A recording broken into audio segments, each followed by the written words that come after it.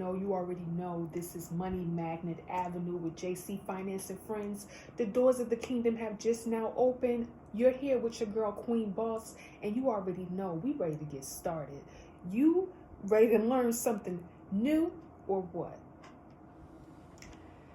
So today's episode is going to be about career earnings and job earnings and ways to bring income into the household. Of course, from our previous episode, we spoke about tax refunds and tax returns, but the only people who get tax refunds and tax returns are the people who are earning and who have career or job earnings. So we're going to go over that so we can push you along that journey of how you're going to get from where you are to your goal you set. And every financial goal you set starts off with earning funds and earning wages and earning money. So we're going to go over a quick, of course, definition of literacy first before we go into detail about how we can help you capitalize, how we can help you find the job of your dream, which would be your career. Job in definition is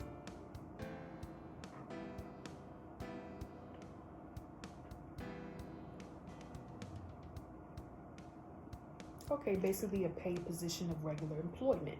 So you go there, it's employment that you go there on a schedule, and it's a regular schedule, and it's not bad. Now we're going to go over what a career is.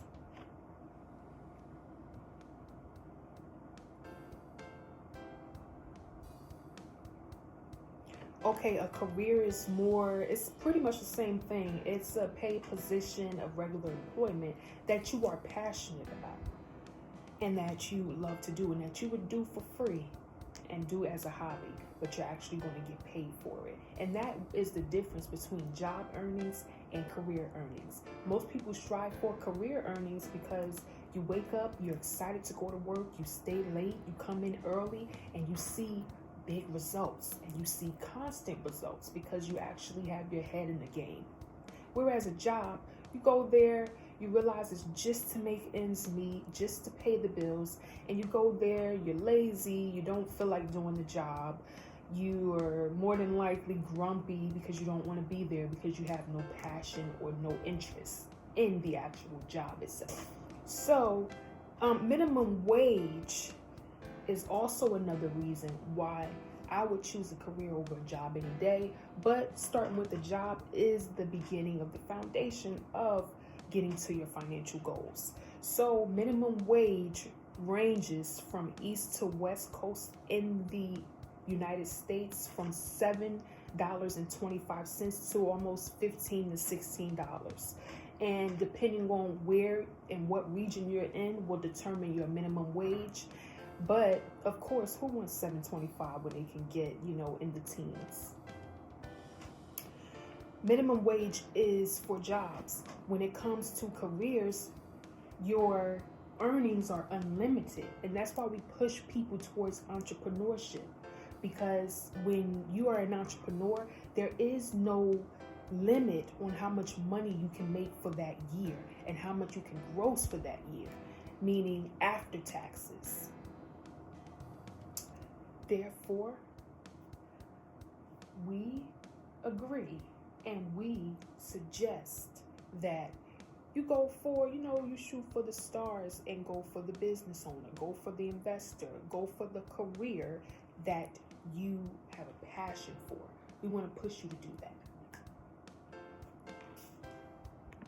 So after reading Forbes articles and the Hamilton Project articles about college degrees and how college degrees lead to more and higher earnings, I wanted to give you a little insight of my opinion on it. So I do agree college degrees and education leads to higher earnings, and you can actually get better jobs and better positions that will actually bring in more funds.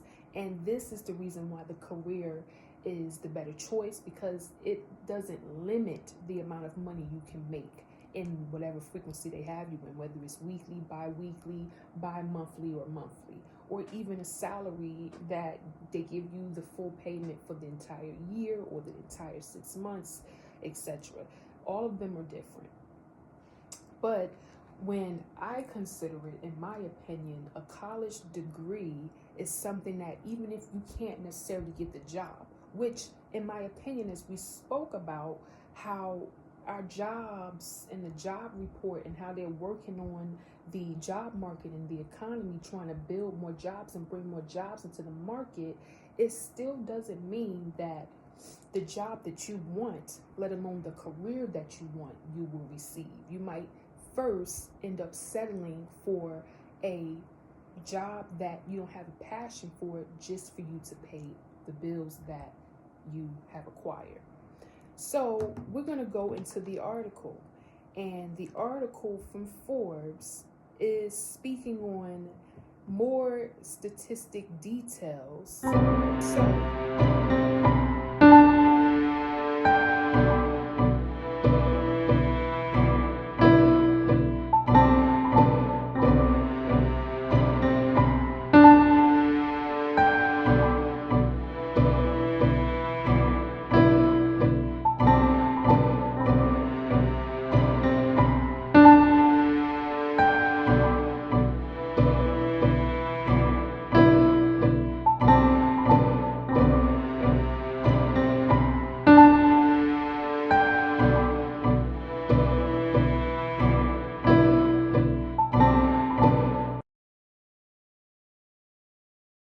Details. So, with this new article from Forbes, it speaks on the new research that reveals the true value of a college education and how can it lead to higher earnings. So, as a family across America grappling with rising college costs, many parents and students find themselves asking a crucial question: is higher education truly worth the investment? While the answer isn't simple, recent comprehensive research reveals encouraging insights that go far beyond just salary expectations. The Financial Foundation, under the numbers, the May 2024 comprehensive analysis of 53,000 degree programs by the Foundation for Research on Equal Equality and Equal Opportunity reveals that bachelor degree holders earn a median of $32,112 more annually than someone who just graduated high school. This translates to approximately $625,000 in additional lifetime earnings, using a consecutive 3% discount rate and accounting for the opportunity cost of being out of work during college years. So it states that when you have your college degree, you make substantially more money than someone who did not go to college. So college degrees and college degrees and people who went to college, they actually have a better chance at getting a career earning compared to just a job earning. And even just getting a job nowadays is hard, even for the degree holder, to be realistic. Business and economic outcomes. Business administration and economic degrees typically generate strong returns with median ROI between 250,000 to 400,000. Financial managers with bachelor degrees earn approximately 3.1 million over their lifetime, while accountants and auditors earn 2.5 million according to the data. So it's giving you medians, it's giving you numbers of what you can earn, and of course it's unlimited, to be totally honest. What you can earn when you put in and invest into a college degree, because college degrees are an investment and you deserve a return on your investment, which means at the very bare minimum a job, at the very bare minimum a career. But you're looking for the actual numbers and how you can gross and how much you can gross off investing in your education. Beyond base earnings, the full financial picture. While increased salary is often the focus of college ROIs, return on investment after you go to college, and the discussion of such, the financial benefits extend far beyond just the paycheck. So more than just how much money you make, college has more benefits than just how much money you make. Additionally, compensation through benefits and long-term financial stability creates substantial added value. So you just become a more valuable individual in the market when you have a college degree, when you've went to college, when you've invested in higher learning, and it will then equate to higher earnings, which is our goal if we're going into career earnings or even just job earnings, which is how we get a hefty refund or return at the end or the beginning of the year. So lastly, the unemployment rates, of course, when you go to college, they'll decrease. And the more people that go to college, maybe it'll decrease. But it does not mean it will decrease just because you have a degree. It will decrease from the job or the career that you choose, that you get, the position that you get and that you're offered. And then the money that you receive from that position will then be what we're technically looking at. So, this article found that college graduates experience substantially lower unemployment rates, of course, during economic downturns. So during the pandemic, when people lose their jobs, and during a stock market crash, or maybe some type of pandemic or some type of a recession, the college graduates experience substantially lower unemployment rate issues and unemployment issues. During the economic downturns, their unemployment rates remain about half of those who went to high school only and graduated high school only. During the recent recession, bachelor degrees holders saw unemployment rates peak at about 4.4% compared to 9.6% for high school graduates. So if I would ask if you had a choice of kind of being prepared for the recession, who would go with just a high school degree and who would go with the college degree with a better chance at surviving these recessions? No guarantee though, because how many people have degrees and it's still hard to find a job, let alone flourish in your career? But stay positive. I think that no baby, I'm a queen. Emerging greatness is pretty little team now. About my business benefit to your intellect. I feel like I'm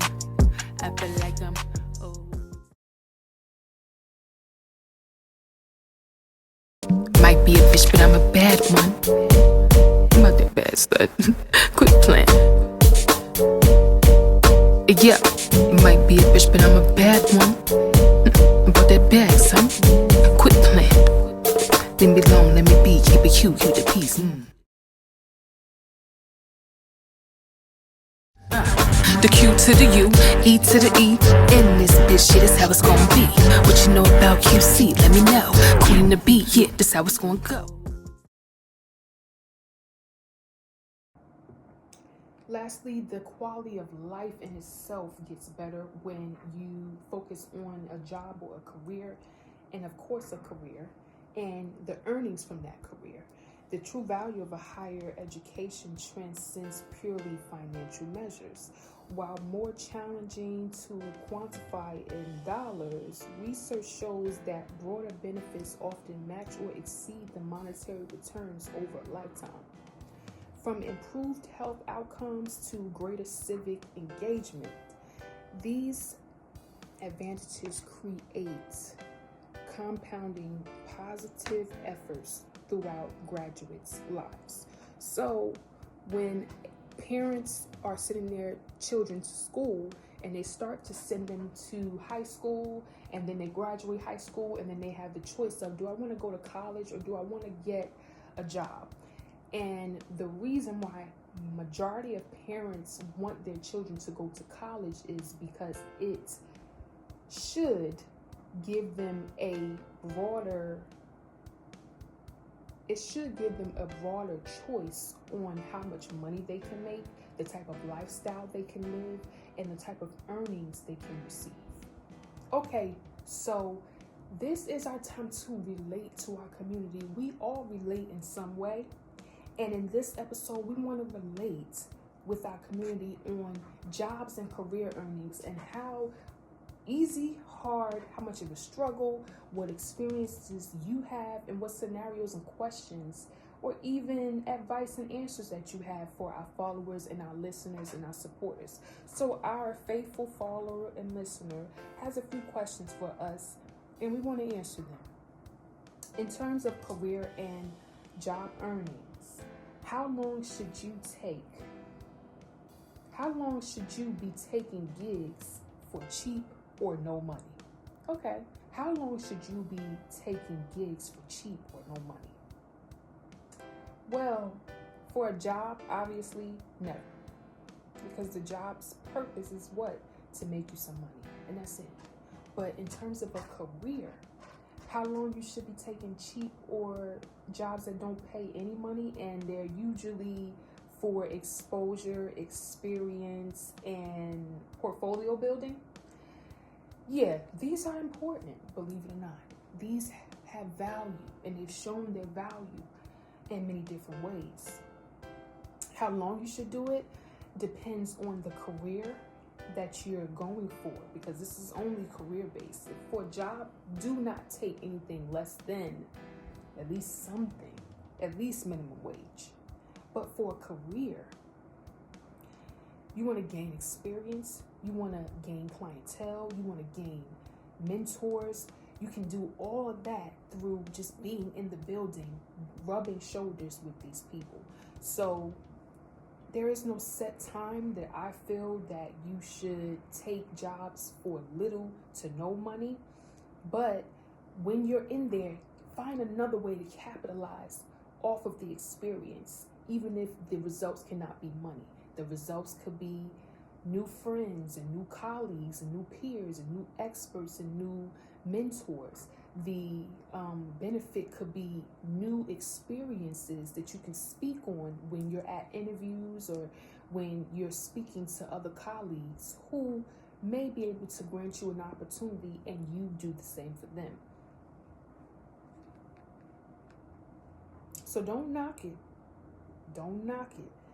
A lot of the exposure gigs, a lot of the I'm just here for experience gigs actually get you to the job, then career that you want to be in, because they're used to seeing your face. You've got the experience. They know you have the experience. They know who to call now. And now they're saying, okay, I actually need you for this one. It's not just here. I'm not just going to give you a stipend. You're not just here just to be here. I need you for this one, so I'm going to pay you. And eventually you'll see that most of the time. Nothing is guaranteed. However, try it and see the results that you get. Next question that our follower listener has for us is, when should you ask for a raise? So, for the career and the job, when you get into the career and the job and you're a beginner and you're at entry level and you're still learning and you're still in training and you still have leads and supervisors that you have to stay by in order to shadow them and learn, that's not the best time to ask for a raise. You just got in there. Get used to just having the experience. Get used to just being there and understanding how the system works that you're working with in the company that you work for. That's where you should start.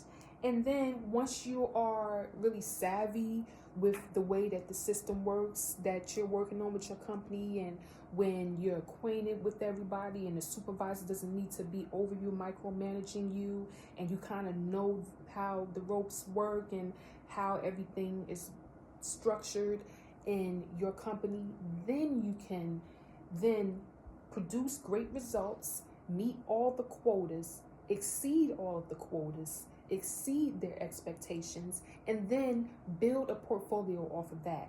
Go into your supervisor's office and say, hey, I have this portfolio. It shows all my work that I've done. It shows how valuable I am to this company. And that, my friend, is when you ask for a raise. Last question that I have is in regards to portfolios and resumes. I just told you, you bring your portfolio. Compared to not bringing your portfolio, you have less things to consider in terms of the value that you bring towards the company. If you bring your resume and your portfolio and you put it into your supervisor's face or your lead's face or the hiring manager, HR manager, whatever's face, then they have to consider what they see as tangible evidence that you have value in this company and you should stay, and what's going to make you stay. Getting what you requested, and that is a raise. Lastly, saving and wise spending and budgeting. The follower wants to know, how can I save? How can I spend wisely? And how can I budget? And what we'll do is we'll leave that for another episode on Money Magnet Avenue. You guys stay tuned. We have so much more to give you. Thank you to all of our loyal supporters and followers. We look forward to the next episode. Don't miss out on Money Magnet Avenue with JC Finance and Friends. It's your girl, Queen Boss. The doors of the kingdom are now closing now. And we'll see you in the next episode.